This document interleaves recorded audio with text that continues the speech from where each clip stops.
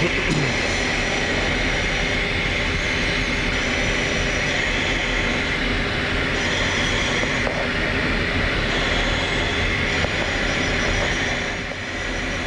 a young man's game, and it's no fun if you're no good. When you're doing it every day and you're really good at it, you saw how cocky that guy was. You need to be that way. Going to Afghanistan, you'd climb in at 2 o'clock in the morning. You know, you'd wake up at 11 or so after a 3 or 4 hour nap. You'd get up, get your cup of coffee, make sure you're well fed, and then get all ready for your mission and brief. And you just go down to the airplane and you feel like you know everything you're doing. You got it. You're not worried. You're well briefed. You're well prepared. You and the airplane are one. You start up in the dark. It doesn't matter. You taxied out. You fly to Afghanistan. You do your work. Come back 12 hours later, and you just feel good about it all.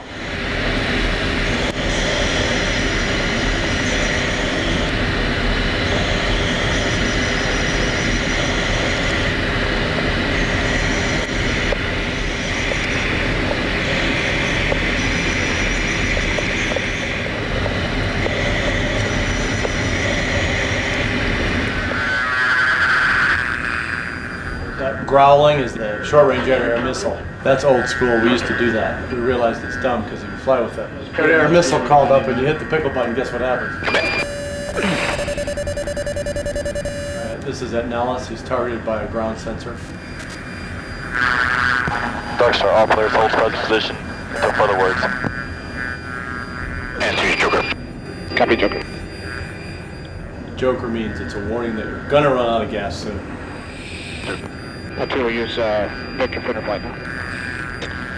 That student gap right there, it's called. Red flag, this is a red flag. It doesn't get any better red flag. Dark Star, group bullseye 21010 to contact, estimate 22,000. Before we went to Yugoslavia, before we engaged in Yugoslavia, which was in March of '99, we left for Nellis in January of '99. We flew all the way from Aviano to Las Vegas, Nevada in our airplanes and participated in a day-night red flag in preparation for the invasion of Yugoslavia. So we practiced our tactics, which were new NVG tactics, airborne FACing, and flew all the way home, put the airplanes down, rebuilt them, got their parts all current, and then basically waited for the invasion of Yugoslavia to start, Operation Allied Force. And we were really ready. We were very well trained. The invasion of Yugoslavia, we shot down a MiG-29. I didn't shoot it. It was my air-to-air escorts, which were 4 Dutch F-16s. They shot down a MiG-29, but I was the mission commander, and I directed it and all that. So I got to watch it. It's pretty cool. It's got a flight path marker. The box out there is either target area or the next steer point or an air-to-air contact. I can't tell which it is. He's got his picture cleaned up, and that's a way to fly. I disagree with it. The reason he's flying that way is so he can look through the combining glass, look through the HUD and see more. That's why he's doing that. Again, it's the Burger King jet. You can set up any way you want.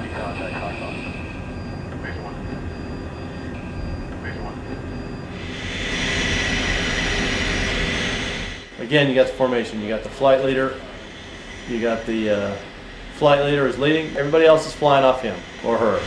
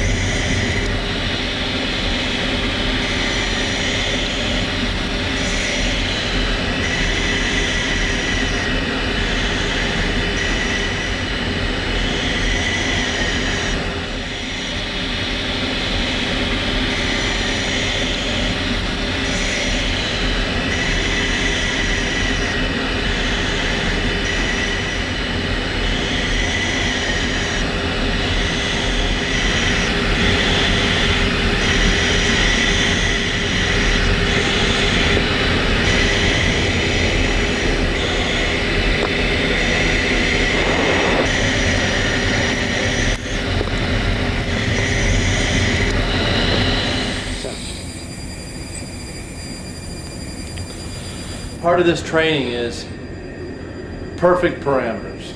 I want to be at the right altitude at the right time and the right airspeed and everything. So as we go around the bombing pattern, you're supposed to be at an airspeed and altitude, and part of the training is your ability to keep the airplane the way you want it, at the right altitude, at the right airspeed, following the right ground track, reference the bombing circle. So the bombing range pattern is all training. Keep a track of the other 3 airplanes that are with you, or other airplane, or in some cases more. It's making the right radio calls. So it's all training. Make your brain work in a manner so that when you're in combat, it comes natural.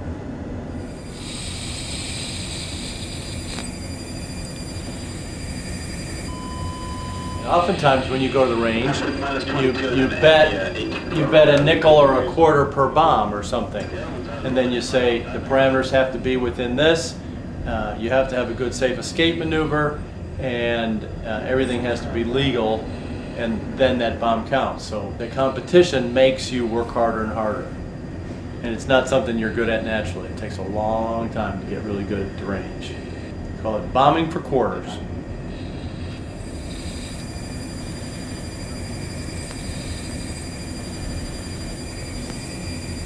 This is training. This is the building block approach leading up to the ability to go into combat. And the harder you are on yourself in training, the better you'll be when you actually have to do it. You have to do well in pilot training, and then you have to do well in what's called fighter lead-in. And you normally are selected for the F-16 either in pilot training because of your performance, and then you have to show that you are able to do it during fighter lead-in training, and then you go to your F-16 training. 15,000 feet, he's got a weapon called up, he's armed. Towards it. Off, knock it off, knock it off. That you want, knock it off. Just 2, knock it off. That's just 3, knock it off. 4, knock it off, you're 9 dry. Good. Hey, what's the problem, Ranger? I have a person at my target. Dutchies are high and dry. Okay, you're gonna have to go high and dry until I get security out here, so we may want to do something else. I have a person on my target.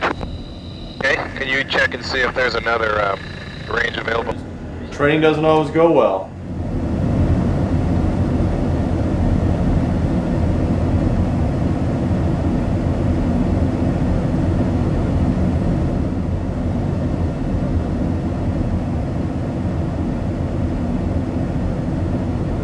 If a bomb hits first, then it will shadow and put smoke and get in the way of the laser beam of the second target. So the way to solve that is, if the desired meet points of impact are very close, whether it's maybe 2 vehicles close together or 2 buildings close together, you just fly line abreast and release at the same time, and then lays away from one another.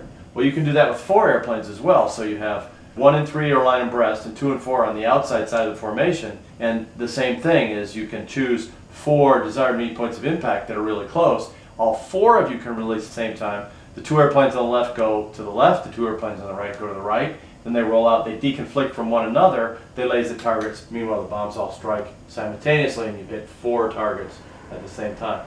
And then you can leave. If you hit one, then another, then another. The last guy in is vulnerable, so it's a simultaneous attack. It was first used by the 10th Fighter Squadron in a deployment to Nellis in January of '99.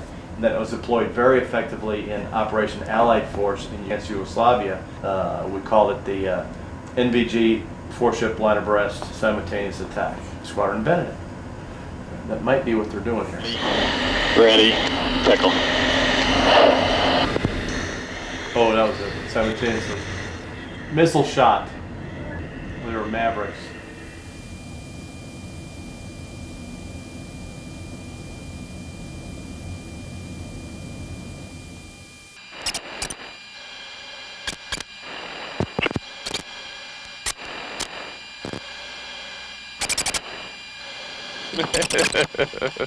I can tell it's American.